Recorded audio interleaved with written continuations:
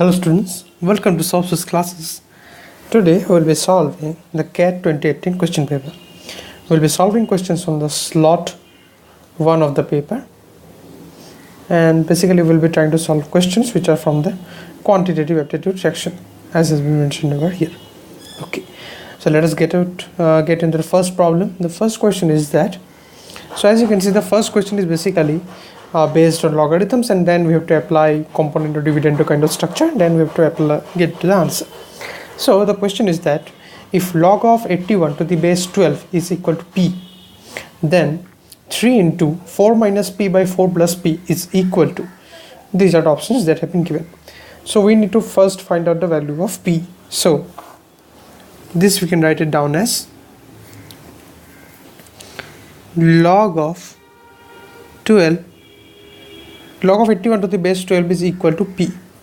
Now this log of 81 is nothing but 3 to the power 4 to the base 12, and this is equal to again p. So this can be written as 4 log of 3 to the base 12. So this implies that p by 4 is equal to log of 3 to the base 12. Okay, so now we have to find out the value of 3 into 4 minus p by 4 plus p. Okay, so this can be written as, if we take 4 common, if we divide both the numerator and the denominator by 4, then this will be equal to 3 into 1 minus p by 4 upon 1 plus p by 4. Okay, so this will ultimately equal to 3 into 1 minus log of 3 to the base 12 divided by 1 plus log of 3 to the base 12, and this will be equal to, this 1 can be written as log 12 to the base 12. So log 12 to the base 12 minus log 3 to the base 12 will be log 12 by 3 to the base 12, which will be log 4 by 12. So we have 3 log 4 by 12, and then we have 1 plus log, this you can write it down as 12 into 3, this will be 36 to the base 12, and this entire structure now can be written as 3 log 4 by 12 by 3 log 36 by 12. This will be equal to 3 log of 4 by 36. Okay, 3 log 4 by 36. So this will be equal to, this entire structure will be equal to, this 36 is basically equal to 6 square. 3 log of 4 to the base 6 square. This 2 goes outside, so we have 3 by 2 log of 4 to the base 6. Now this 4 is nothing but 2 square, so we can write it like 3 by 2 into 2 log of 2 to the base 6. So this will be ultimately equal to 3 log of 2 to the base 6. This 3 can go, so this will be log 2 cube to the base 6, so this will be log of 8 to the base 6, which, as you can see over here, is given by option 3 over here. So option 3 is the correct option for this particular question. Let's move on to the next question, which is question number 2. In this question number 2, it has been said that a trader is selling a mixture of paints, and he is selling paints, and he sells 10 liters of a mixture of paint A and B. Now it has been said that the amount of B is more than the amount of paint B that is present in the mixture, that never exceeds the amount of paint B A. Okay, so that's the question. So now that also has been another point has been said, that cost of paint A per liter is 8 rupees more than that of paint B. Now the trader sells the mixture, and the amount that he receives, he sells it for 264 rupees selling price, and on that selling price he makes a profit of 10%. So there is a 10% of profit included in that selling price. In that case, we need to find out the highest possible cost of paint B in rupees per liter. So what we'll try to do is that, let the amount of paint A be small a, and that of paint B be small b, and the total A plus B will be therefore equal to 10. And also it has been said that the amount of B in the mixture does not exceed that of A, so B will be less than equal to A. Okay. Also we'll take that let cost of paint B per liter of paint B is X liter. Okay, and cost of paint A therefore will be equal to 8 rupees more than that of paint B, so X plus 8 rupees. Okay, this is the thing. So now therefore total cost will be therefore X plus 8 into A plus XB, and this will be equal to 264 minus it will be equal to the cost price. Now if the cost price is suppose, so if the cost price is denoted by CP, then cost price plus 10% of cost price in this case has been equal to 264. So that implies that 100 by 100 into cost price is equal to 264.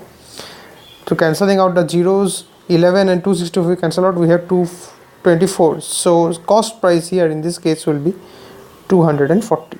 So this entire cost structure comes to this equation. Now we have to find out the highest possible value of cost of paint B. So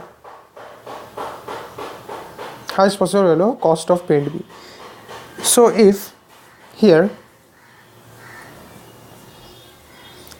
X has to be maximum, okay, X has to be maximum.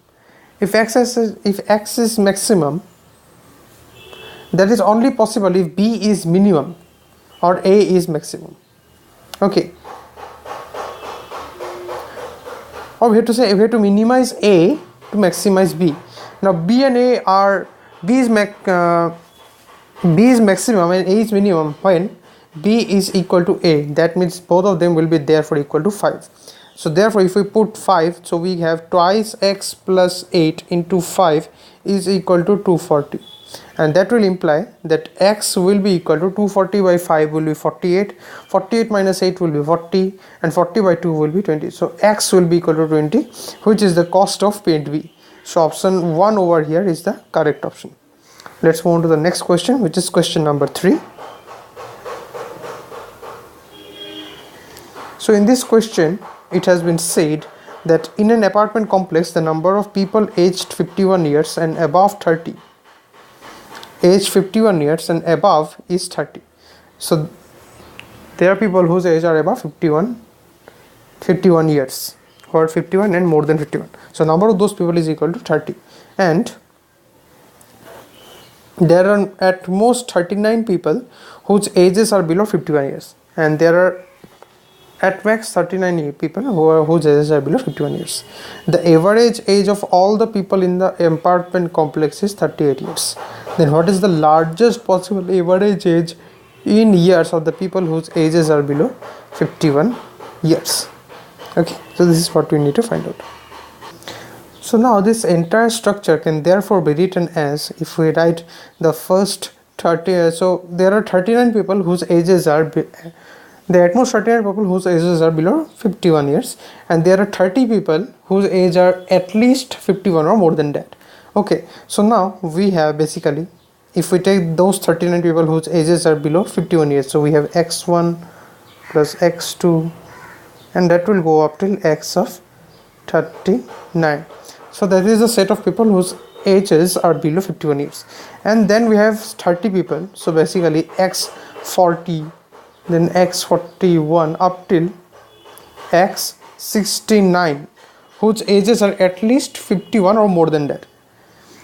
And now the average of all these people, so there are 69 people in total, those average age is equal to 38.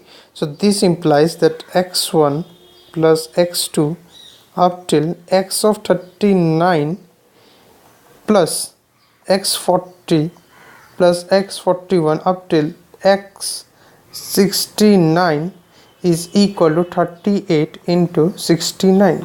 So what is 38 into 69? So 38 into 69. So we have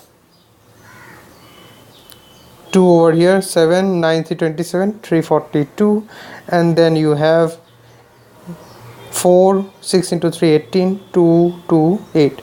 So you have 2, then you have another 2, then you have 6 2622.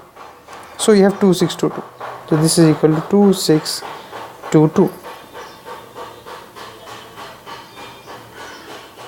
Okay, so now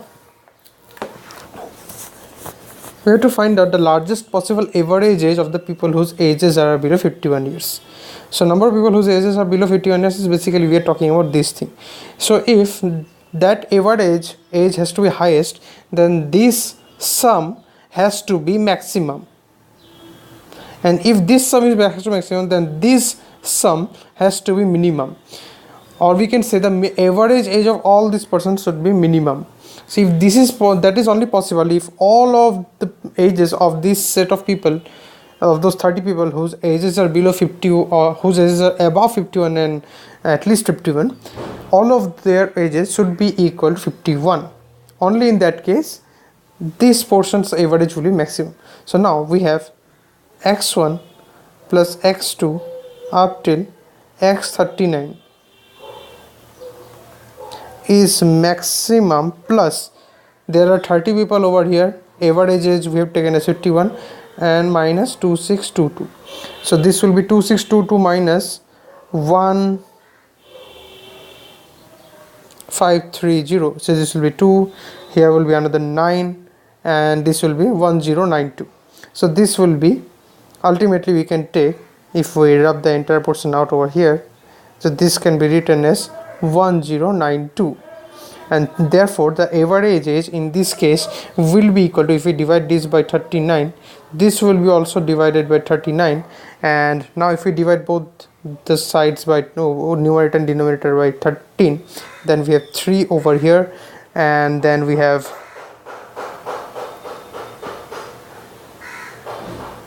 8 over here, so that will be 104, so 42, and then we have 84. So if this is divided by 3, so we have 28. So 28 is the maximum average age which is possible, and that is given by option 3 over here. So option 3 over here is the correct option. Okay, so today we have solved these questions from question number 1 to question number 3. We will be solving the next question in the subsequent videos. Thank you very much.